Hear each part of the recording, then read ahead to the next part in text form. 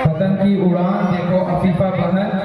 जी भाई जान, पतंग आसमान की ऊंचाइयों को छूना चाहती है, लेकिन आपके हाथ का ये धागा रोक देता है।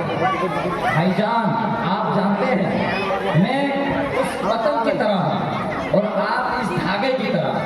मैं आसमान की ऊंचाइयों में उड़ना चाहती हूँ, मगर आप रोक टोक करते रहते हैं कि बाजारों में मत जाओ, होटलों में मत जाओ, वहाँ ना जाओ, ये ना करो, वो ना करो। आप रोक टोक लगाते रहते हैं और आप आजाद घूमते फिरते हैं।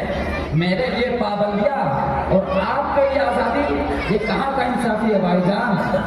अच्छा, यह लो मैंने आजाद कर दिया। अब देखो पतंग का क्या हाल होता है।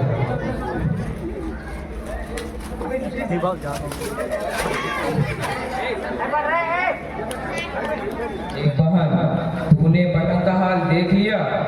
अगर मैं रोक टोक करना छोड़ दूं और इन पाबंदियों को तुम ना मानो तो तेरा भी यही हाल होगा, और तेरा हाल बुरा होगा ही, मैं भी कहीं का नहीं रहूंगा। खानदानी इज्जत और शराफत सब खाक में मिल जाएगी। जी भाई जान, बात समझ में आ गई। पतंग की हिफाजत धागे से जुड़े रहने में है। हम लड़कियों और औरतों की हिफाजत और इज्जत घर वालों की रोक टोक और निगरानी में है। हम अहद करते हैं कि घर वालों की रोक टोक को बुरा नहीं मानेंगे और घर वालों की निगरानी ही में रहेंगे और अपने हाथ से आगे बढ़ने की जुर्रत कभी नहीं करेंगे। अल्हम्दुलिल्लाह, बात समझ में आ तो गई। अल्लाह का शुक्र है। घर वालों की हिफाजत में रहो। और बहन, एक बात याद रखो, पर्दा औरतों के लिए शरीई हुक्म है। अल्लाह और उसके रसूल सल्लल्लाहु अलैहि वसल्लम ने सख्त ताकीद फरमाया है। इसकी पासदारी और लिहाज करना सब पर लाजिम है। इसी में दीन और ईमान की सलामती है। औरतों की इज्जत और हिफाजत का दारोमदार पर्दादारी इख्तियार करने में है।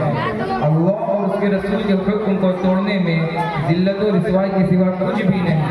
अल्लाह ताला हम सबको शरीयत के अहकामात के अदब व एहतराम करने की तौफीक अता फरमाए, आमीन।